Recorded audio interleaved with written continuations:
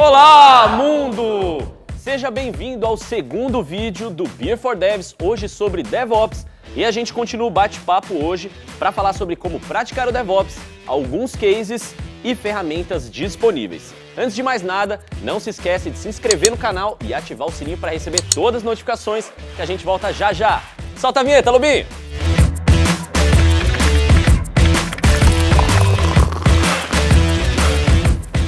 Quer colocar o DevOps em prática na sua empresa? Então fica ligado no nosso time de especialistas de hoje, que é composto por Leandro dos Anjos Moura, gerente de engenharia do segmento de saúde da TOTOS, Karine Limp, analista de desenvolvimento na TOTOS, Thiago Pagotto, engenheiro de cloud na TOTOS, e André Leite, SRE na TOTOS, e quem vai me ajudar a conduzir o bate-papo por aqui. E André, já te pergunto, todo mundo pode praticar o DevOps na sua empresa, independentemente do tamanho? Como é que é? Legal, Maurício, essa é uma boa provocação. Eu entendo que sim, tá? Independente do tamanho da empresa, você pode começar a praticar esse conceito identificando, sei lá, tarefas repetitivas que você faz no seu dia a dia. Todo dia eu tenho que, sei lá, fazer uma tarefa específica, então eu posso olhar para isso e falar, bom, vou automatizar isso aqui para não ter que fazer isso de novo. Então, com pequenas coisas você pode começar a implementar isso, independente do tamanho da sua empresa. Você não precisa ser um time com várias pessoas, um time de desenvolvimento gigante. Às vezes é uma empresa muito pequenininha, às vezes você mesmo sozinho, fazendo um negócio pessoal, você pode muito bem começar a praticar DevOps, né? O que vocês acham aí? Eu acredito que vai depender, obviamente, de cada cenário. Empresas grandes podem usar DevOps, devem, obviamente. Mas uma dica que a gente pode dar é começar a separar por projetos menores, ou pegar tarefas menores ou produtos menores e começar por eles para sentir o impacto, sentir toda a mudança e depois ir abrangendo e pegando mais áreas da empresa. O DevOps hoje, ele, na verdade, desde sempre, ele está fundamentado em talvez dois pilares principais, que é ferramentas e cultura, né? Então, quando a gente fala de cultura, talvez o primeiro caminho seja reorganizar o time, analisar como o time pode ser redistribuído conforme a sua característica, skill técnico, né, e tudo mais. E ferramentas. Então hoje, independente se você tem uma estrutura ou não para isso, hoje o mundo está bem diverso em relação a ferramentas. Então você já hoje possui ferramentas de gerenciamento de configuração, como Ansible, Chef, Puppet. Você possui ferramentas para gerenciamento de incidentes, análise de logs, né, como Grafana, para criar dashboards e tudo mais. Então, existe um mundo hoje de ferramentas que pode te auxiliar, separando em baby steps, talvez, né, pequenos pedaços ali de análise do que você faz de forma repetitiva, como o André falou, e analisar qual ferramenta se encaixa ali. Talvez essa junção de cultura e ferramenta já te dê um resultado inicial ali bem bacana, que você pode ir medindo e aplicar ele conforme você for evoluindo nesse cenário, né? Acho que até puxando esse assunto de ferramentas, né, que você colocou, assim, eu não acho que existe uma ferramenta específica, né, para DevOps, falar assim, eu preciso ter infraestrutura como código, eu preciso rodar o pipeline com a ferramenta X, eu preciso usar um Ansible da vida, né, por exemplo. Eu acho que não existe certo e errado, né. A ideia é você conseguir automatizar tarefas repetitivas, né, conseguir ajudar os desenvolvedores a entregar o software de forma rápida e com maior qualidade, mas você pode fazer, você pode escrever seu script em Bash, você pode sei lá, usar uma ferramenta de configuração, um Ansible, um Jenkins da vida, mas acredito que não tenha nenhuma ferramenta específica, né? Eu acho que o que importa no final é você conseguir dar visibilidade do que você está entregando, é você conseguir automatizar e livrar tempo que você gasta fazendo tarefa repetitiva. E ferramentas, a gente tem um monte e cada uma vai se adequar naquilo que você está tentando resolver. Cada uma serve para um tipo de problema específico, né? Talvez a grande mágica seja isso, né, do DevOps. É você poder escolher, entender o seu cenário, entender qual a sua necessidade e aplicar de forma específica ali, num problema que você quer resolver, o conceito, né? Então, acho que talvez essa seja isso que torna o DevOps sexy no momento que a gente está vivendo, né? Eu acho que, assim, dá para começar com algumas ferramentas, né? Talvez uma coisa interessante é a gente ter infraestrutura como código, por exemplo, né? Que isso vai te dar várias vantagens, né? Você ter toda a sua infraestrutura declarada ali num repositório de código, que eu acho importante também começar a trabalhar com um repositório de código, né? Então, vamos dizer que antes, sei lá, a gente ia lá e criava a nossa infraestrutura na mão mesmo, né? E aí, se eu perco isso, às vezes eu não tenho uma referência, não consigo reaplicar isso, né?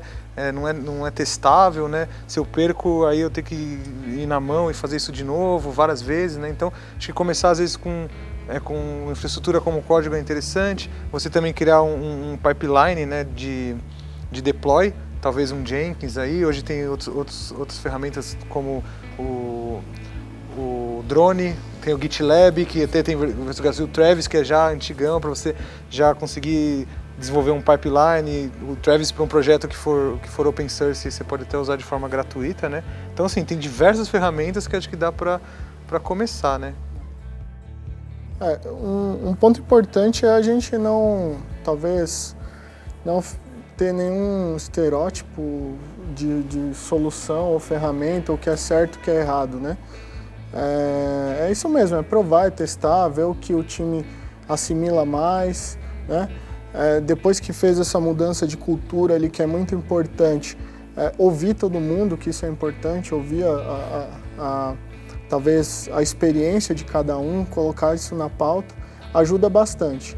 E aí, com certeza, naturalmente, a ferramenta que você escolher, ela vai ser natural para aquele time que a escolheu, que discutiu sobre aquele assunto, né? Então isso é bem importante.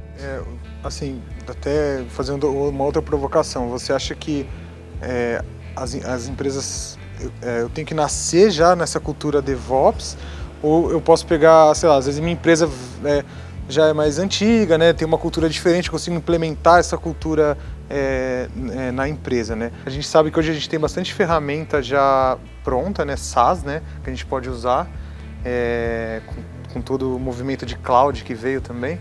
E até um questionamento assim, que às vezes muita gente fala assim, mas isso aí é coisa para quem está em cloud e tal, eu não, sei lá, minha empresa aqui, eu não estou na nuvem, não uso essas ferramentas mais modernas, eu tenho tudo aqui on-premise, será que eu consigo aplicar esse conceito em tudo isso? O que vocês acham? Eu preciso estar em cloud, usando as ferramentas mais modernas que tem?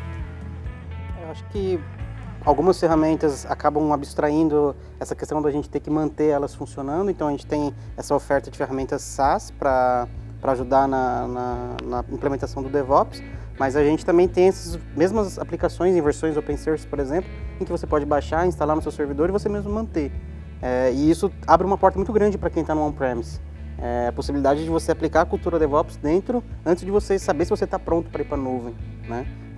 E ter todos os benefícios do DevOps dentro de uma infraestrutura local, sem precisar de nuvem. Legal. Tem algum exemplo aí que vocês lembram, assim, que dá para citar? Eu acho que dá para citar o nosso case, né? Apesar de nós termos esse projeto que é um sucesso hoje em função da cultura, né, de estar a parte de operações junto com a parte de desenvolvimento, também existe sistemas on-premises que nós administramos, né? Então, o que a gente procura fazer na prática é entender até que ponto eu consigo automatizar, então isso é muito bem mapeado, existe uma análise em cima disso e a gente consegue aplicar até onde dá. Então, existe um esforço, uma criatividade ali de envolver pessoas para fazer esse desenho de aplicar, entender e tal, e a gente vê que a gente colhe bons frutos ali. O caso do on-premises, ele tem ali uma característica peculiar, que ele é uma instalação própria, mas antes da instalação acontecer, você tem todo um passo antes de executar um teste automatizado, ter um pipeline consistente, ter ferramentas que te auxiliem em métricas e testes antes de você gerar o pacote de instalação para disponibilizar para o cliente. Então a gente tenta hoje na nossa engenharia local, no time de saúde, focar nesse lado também, mesmo que ele não seja uma aplicação em SaaS que precisa de um deploy imediato. Legal. Eu vejo que muitas dessas ferramentas que diz em cloud, a gente consegue aplicar elas, instalar e rodar on-premise. Então, você fala, às vezes, eu lembro que eu comecei mexendo com Puppet, né, lá atrás. Hoje acho que o pessoal está usando menos, né? Está usando mais o Ansible, enfim. Aí eu comecei a usar também bastante Packer, começar a gerar as imagens, né, imagens imutáveis, né, porque eu acho que isso é uma coisa também que ajuda bastante, assim, porque a gente sempre, por exemplo, cria a gente empacota, sei lá, a versão de um software, né, e aí quando a gente coloca em produção, a gente acaba fazendo mudanças nesse software ali, já em produção, e a gente acaba perdendo o controle do que está rodando, né. Então eu acho que um conceito bacana que a gente pode começar já a fazer é a imutabilidade, a gente criar uma imagem ou um container, o que for, né?